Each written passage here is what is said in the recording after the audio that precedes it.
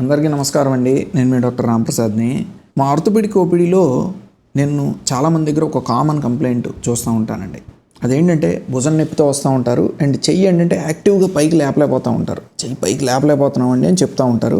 And రెండో చేత్తో కనుక లేపితే ఇది బాగానే లెగుస్తూ ఉంటుంది. ఇలాంటి కంప్లైంట్కి ఒక కామన్ రీజన్ అంటే ఒక కామన్ జబ్బు ఏంటంటే అండి రొటేటర్ కఫ్ టేర్. అంటే మన భుజం జాయింట్లో ఉండే ఈ రొటేటర్ కఫ్ స్నాయువులకి గాయం జరగటం. సో ఇవాళ ఈ యూట్యూబ్ వీడియోలో రొటేటర్ కఫ్ టేర్ గురించి చూద్దామండి. అసలు ఫస్ట్ మన షోల్డర్ జాయింట్ యొక్క నిర్మాణం చూసామనుకోండి క్లుప్తంగా, ఇది మనకి క్లావికల్ బోన్ అంటామండి. ఇది అక్రోమియాను. ఇదేంటంటే ఒక ball and socket type of joint. కింద ఇది ఈ హ్యూమరల్ హెడ్ బాలు, ఇదేమో గ్లెనైడ్ సాకెట్. ఇది ఈ హ్యూమరస్ అంటే చెయ్యి ఎముకని పైకి లేపడానికి ఇక్కడ 4 స్నాయువులు ఉంటాయండి. సుప్రాస్పైనటస్, ఇన్ఫ్రాస్పైనటస్, టీరిస్ మైనర్, సబ్స్కాపులారిస్ అని 4 స్నాయువులు. ఈ 4 స్నాయువులు, ఈ మజిల్స్ అనేవి భుజాన్ని ఇలా పైకి లేపడానికి ఉపయోగపడతాయండి. అండ్ ఈ స్నాయువులు అనేవి ఇక్కడ ఎముక పైన ఉండే షార్ప్ ఎముకకి టచ్ అవ్వకుండా మధ్యలో ఒక కుషన్ టైప్లో ఉంటుందండి. దీన్ని సబక్రోమియల్ బర్సా అంటాం. సో ఇలాగ ఈ 4 స్నాయువుల్లో కనుక గాయం జరిగితే కనుక దాన్ని రొటేటర్ కఫ్ టేర్ అంటాం. ఇదేంటంటే కంప్లీట్ టేర్ అవ్వచ్చు, అంటే పూర్తిగా స్నాయువులు అన్నీ కట్ అయిపోవచ్చు.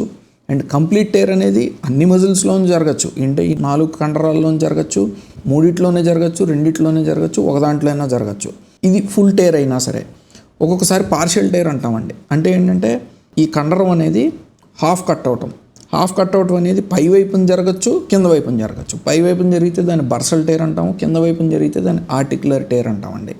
సో ఇది ఒక కాంప్లెక్స్ డిసీజ్ అండి. ఈ రొటేటర్ కఫ్ టేర్ అనేది ఎలా జరుగుతుంది, ఎవరికి జరుగుతుంది అని అంటే కనుక ఫస్ట్ థింగ్ దెబ్బ తగలటం వల్ల జరుగుతుందండి. ఈ దెబ్బ తగలటం అంటే అది మీరు ఏంటంటే ఏమరపాట్లో కింద పడిపోయినప్పుడు కానీ, ఏదైనా పని చేస్తున్నప్పుడు కింద పడిపోయినప్పుడు బలంగా భుజం కీలుపైన పడ్డారనుకోండి, దానివల్ల కానీ, లేదంటే ఎప్పుడైనా యాక్సిడెంట్లు జరిగి బైక్ మించి కానీ కింద పడినప్పుడు కానీ అట్లా అయినా జరగచ్చండి. ఫ్రాక్చర్తో పాటు అవ్వచ్చు, అంటే ఇక్కడ ఉండే ఎముకలతో ఇరగటంతో పాటు అవ్వచ్చు. ఎముకకి అసలు దెబ్బ తగలకుండా కేవలం స్నాయువులకే దెబ్బ తగలటం అనేది కూడా చూస్తూ ఉంటామండి. అండ్ ఇంకొక సర్వసాధారణంగా చూసేది ఎవరిలోనంటే మేము స్పోర్ట్స్ పర్సన్స్లో, అంటే క్రీడా గాయాల వల్ల, అంటే వాళ్ళు షటిల్ ప్లేయర్స్ అని అవ్వచ్చు, క్రికెట్ ప్లేయర్స్ అని అవ్వచ్చు, బలంగా ఏంటంటే జావెలిన్ థ్రోయర్స్ అని అవ్వచ్చు. ఇట్లాగా బలంగా వాళ్ళు షోల్డర్ జాయింట్ని ఏంటంటే ఉపయోగించడం వల్ల ఒక్కొక్కసారి కొన్ని సందర్భాల్లో ఈ రొటేటర్ కఫ్ టేర్ అనేది జరుగుతూ ఉంటుందండి. అండ్ ఇంకొంతమందిలో ఏంటంటే అసలు దెబ్బ తగలదు, ఇంజురీ అనేది లేకుండా కూడా ఈ రొటేటర్ కఫ్కి గాయం జరగచ్చు. అది ఎవరిలోనంటే జనరల్ ఏంటంటే వయసు పైబడిన వాళ్ళలో. వయసు పైబడితే కనుక ఏజ్ రిలేటెడ్గా మనం ఒక్కొక్కసారి ఈ రొటేటర్ కఫ్కి టేర్ అవటం చూస్తూ ఉంటాము. అండ్ ఇంకొంతమందిలో డయాబెటిక్స్లో, అంటే షుగర్ ఉన్నదనుకోండి, వాళ్ళలో కూడా రక్త ప్రసారం అనేది ఈ స్నాయువులకి క్షీణించడం వల్ల, బ్లడ్ సప్లై తగ్గటం వల్ల, ఈ ఏజ్ రిలేటెడ్గా కానీ షుగర్ వల్ల కానీ ఈ రొటేటర్ కఫ్ అనేది క్షీణిస్తుందండి. అంటే డీజనరేషన్కి గురవుతుంది. సడన్గా ఒక్కొక్కసారి కట్ అయ్యే అవకాశం అనేది ఉంటుందండి. అండ్ ఇంకొంతమందిలో ఏంటంటే ఓవర్ యూజ్ వల్ల, అంటే మేము చూసేది ఏంటంటే అగ్రికల్చర్, అంటే పొలం పనులు బాగా ఎక్కువ చేసేవాళ్ళలోనూ, బాగా బరువులు ఎక్కువ మోసేవాళ్ళలోనూ ఓవర్ యూజ్ వల్ల, ఎక్కువ యూజ్ చేసేయటం వల్ల ఆ రొటేటర్ కఫ్ అనేది డీజనరేషన్, క్షీణతకి గురవుతుంది. అండ్ సడన్గా ఒకసారి టప్ అనే శబ్దంతో వాళ్ళలో భుజం నొప్పి అనేది వచ్చి చెయ్యి పైకి లేపలేకపోవడం అనేది చూస్తూ ఉంటామండి. సో పేషెంట్లు మా దగ్గరికి ఏ కంప్లైంట్స్తో వస్తూ ఉంటారు అని అంటే ఫస్ట్ థింగ్ ఏంటంటే భుజం నొప్పి అండి. షోల్డర్లో పెయిన్ వస్తుంది. అండ్ ఒక క్లించింగ్ పాయింట్ ఏంటంటే రెస్ట్లో ఉన్నా సరే భుజం నొప్పి వస్తుంది, అంటే రెస్ట్ తీసుకున్నా సరే భుజం నొప్పి వస్తుంది.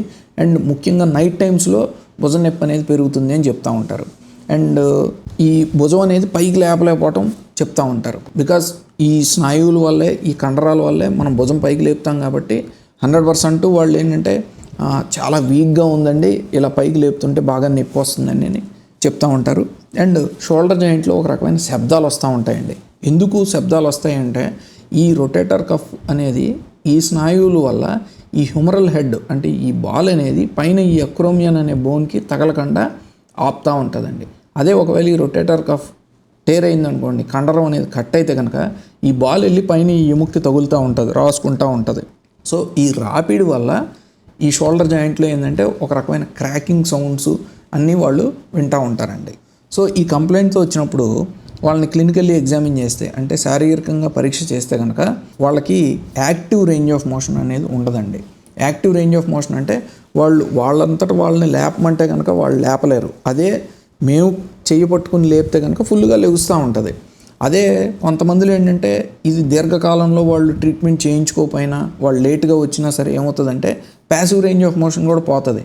అంటే వాళ్ళు అసలు భుజం అనేది ఘనీభవిస్తుంది. అంటే అసలు ఆ షోల్డర్ జాయింట్ అనేది పూర్తిగా బిగుసుకుపోయి ఇంకా అది మనం వాళ్ళంతట వాళ్ళు లేపలేకపోవడం సరే, నేను లేపాలన్నా ఓ డాక్టర్ లేపాలన్నా సరే అది అసలు భుజం అనేది బిగుసుకుపోద్దండి. దీన్ని సెకండరీ ఫ్రోజన్ షోల్డర్ అంటాము. అలాంటప్పుడు ఏంటంటే రొటేటర్ కఫ్ టేర్ అనే డిసీజ్ని తర్వాత ట్రీట్ చేయాలి. ఫస్ట్ ఫ్రోజన్ షోల్డర్ని ట్రీట్ చేసాక కానీ రొటేటర్ కఫ్ డిసీజ్ని ట్రీట్ చేయడం అనేది సాధ్యపడదండి. సో క్లినికల్ ఎగ్జామినేషన్ తర్వాత సింపుల్ ఎక్స్రే ఒకటి తీస్తామండి. ఎక్స్రేలో కొంతమందికి ఒక 70-80% మెంబర్స్కి నార్మల్గా ఉన్నా సరే 20% మెంబర్స్కి కొంతమంది ఫైండింగ్స్ ఉంటాయి. సో ఒక 70-80% ఆఫ్ పేషెంట్స్కి ఎంఆర్ఐ స్కాన్ కూడా తీయించాల్సిన అవసరం వస్తుందండి. ఈ ఎంఆర్ఐలో ఏంటంటే క్లియర్ కట్గా మనకి తెలుస్తూ ఉంటుంది.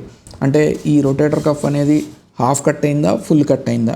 ఒకవేళ ఫుల్ కట్ అయితే ఎన్ని కండరాలు, ఈ 4 కండరాల్లో ఎన్ని కట్ అయ్యాయి, ఇదంతా కూడా క్లియర్ పిక్చర్ వచ్చిన తర్వాత ట్రీట్మెంట్ డెసిషన్ అనేది తీసుకోవడం జరుగుతుంది.